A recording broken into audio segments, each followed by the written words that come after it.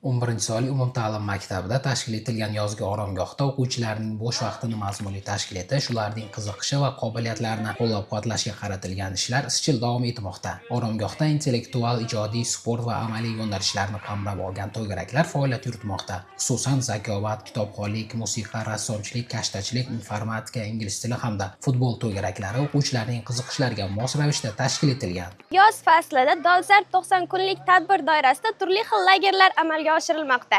Jumladan, hozirda lagerimizga 200 dan ortiq o'quvchilar jalb qilingan va ushbu o'quvchilar hozirda turli xil to'garaklarda ishtirok etishmoqda. Shu bilan birga, o'quvchilarning o'zlari ham ushbu to'garaklarga katta qiziqish bildirib, ularda faol ishtirok etishmoqda.